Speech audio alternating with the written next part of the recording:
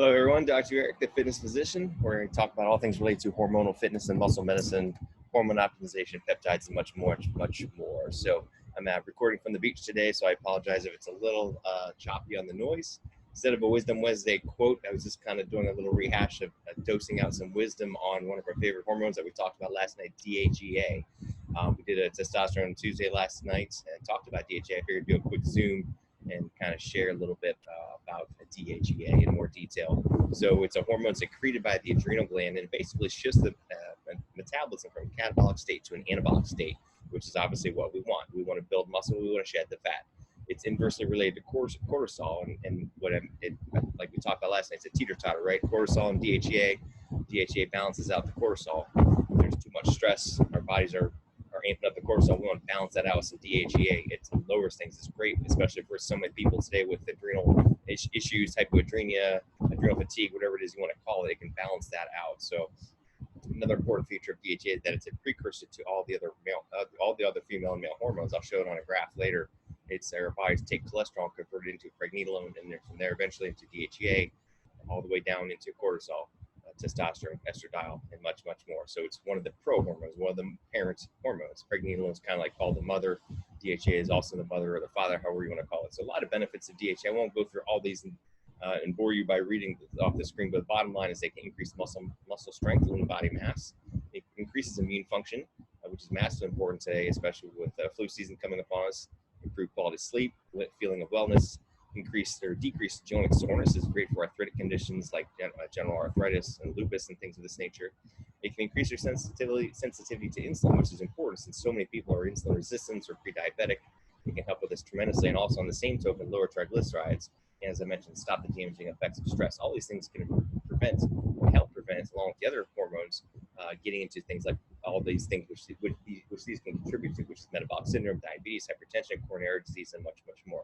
It's a little bit hard to read to begin. Also, improvement in mood, libido, heart health, promotes bone strength, immune system support, fat burning, mood enhancer, and it can definitely help with menopausal symptoms in women and help with joint pain, and it reduces visceral fat accumulation, along with testosterone and estradiol and thyroid and everything else. And we talked about insulin resistance and more. So here's a graph showing how pregnenolone goes down into DHEA, and from there to testosterone and more. This is a busier slide, but it shows basically the same thing. Feel free to rewind and pause it. If you want to look at it, you can find this anywhere. But as I mentioned, a little bit of rehash, but increasing insulin sensitivity, increasing lipolysis, and again, lowering visceral fat, which of course can lower your risk of prediabetes, diabetes, cardiovascular disease, and metabolic syndrome. Massively important. Immune system booster, again, improvement with energy and mood, and also antidepressant effect and kind of balance out some of those neurotransmitters. A lot of anti-cancer effects too, along with the other hormones, prevention of cancer by improving the metabolic functions and improving the function of the cell at the cellular level, which I talk about all the time, and of course, sleep improvement. It was recently FDA approved for lupus. Prostrone, I believe, is the name of it, but it's improved for, again, lupus as well as arthritic and joint pains, and improvement in bone density. Another cool thing is it reduces platelet activator inhibitor, and thromboxane, which are two enzymes that can actually cause platelet aggregation and clumping and secondary problems, which you don't want. So basically, it decreases platelet aggregation, and therefore you don't get those little mini clots in your arteries, and therefore secondary ischemia or loss of blood flow. This is the things that cause heart attacks and strokes. So we don't want that. We want our blood nice, not sticky, but kind of flowing nicely. So it can protect against breast cancer by suppressing 4-hydroxyestrone, which is an estrogen metabolite, and therefore is anti-cancer. We talked about its improvement in diabetes and insulin resistance, and how it's cardioprotective by decreasing platelet aggregation. So I thought that was really cool about the 4-hydroxyestrone. It's a metabolite that's been shown in some studies to be indicative or prone to affecting breast cancer in an adverse way, so it can slow this down. Another cool one is that it increases adiponectin. We've heard a lot about this, how adiponectin is very important for many, many things, but especially fat loss, metabolism enhancement, and lowering cardiovascular risk, and decreasing angiogenesis or blood vessel growth in cancer. Again, it's anti-cancer effects. I talked earlier about the immune system boosting effects by helping prevent adverse immune functions by overactivity, preventing that, as well as enhancing our normal natural immune system by boosting natural killer cells, which are great for fighting off viruses like we're facing today. It's a great antioxidant, can prevent lipid peroxidation. Of course, we don't want our joints and our cells to rust, right? That's what oxidation does, so it prevents this. I mentioned the joint pain, anti-inflammatory effect, and promote healing. Because of its production of estrogen, progesterone, and allopregnenolone, it has this anti-anxiety improvement of well-being effect. It balances out cortisol. All these things work together to lower anxiety and improve mood, which is massively important in today's stressed society. There's some improvement with memory, along with pregnenolone. And I mentioned earlier about the anabolic effects, helping with retention of muscle mass and strength, bone strength, libido, possible longevity. No one knows for sure. And again, hormone support because it improves. It's a pro-hormone. It helps all these other hormones I have listed here: growth hormone, allopregnanolone, other endorphins, estrogen, progesterone, thyroid support, and much, much more. Not to get too geeky, but increases a pathway called PI3 kinase AKT, which is involved with glucose and insulin balance, and also with neuroprotection, protecting your brain cells and neurons. A lot of people with their poor diet have insulin resistance and glucose toxicity at the brain level and more. So PI3K provides balance to this and increases brain-derived neurotropic factor and neurogrowth.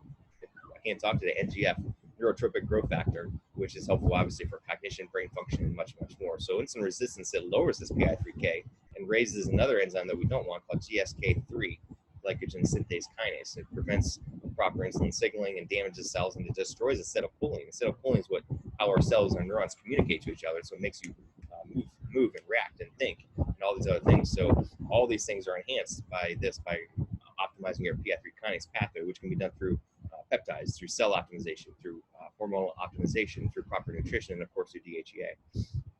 The other thing is that it has some Alzheimer's protection by minimizing the effects of the ApoE4 lipoprotein, which a lot of people have heard about too. Its relation, if you get that, we do a lot of genetic testing. If you're interested, let me know. We can test for this. If you're at an ApoE3, 4 or 4, you're at high risk for Alzheimer's, and this is one way we can mitigate that. So what do we do about dosing? It's pretty simple. A slow, sustained release is best for men. Start anywhere from 25 to 50 milligrams a day. Can bump up higher if you're a heavier guy. If you're over 200 pounds, we might go up to 100 milligrams. Women usually start anywhere from 5 to 10 or maybe up to 15 milligrams if they're younger. But if they're menopausal, we can go higher, 25 or even 50 or more. Some women with joint issues or lupus can go up to 100 milligrams sometimes. Younger women tend to have a little bit of an issue because sometimes they can get some oily hair, oily skin, occasionally an acne breakout. So we have to be careful and go lower on the dosages there. Again, it's more about clinical effects, but we do check the level periodically, and we measure DHEAS, the sulfated version. And men, usually around 500, women to half that, about 200 to 250 is optimal. Again, we monitor for side effects, usually some acne, hirsutism, or abnormal hair growth and oily hair. It can raise testosterone slightly in women, some women more than others, but not always. Sometimes a little bit of estrogen, but usually not much change. With men, it doesn't do much for testosterone levels. It can raise your estrogen maybe slightly, but again, not much at all. And again, it's not clinically important. So I put a bunch of other studies on the show or on the slideshow if anybody wants to read these, backing up what I'm saying and much, much more. So anyway, I hope you enjoyed that. Let me know what else you want to talk about and enjoy your day. And tune in later. Reach out to me. Let me know what you want to hear. Share this, tag this, and let's spread the word about how we can make our lives better and live to give back to other people. Everyone have an awesome day, and we will talk to you soon.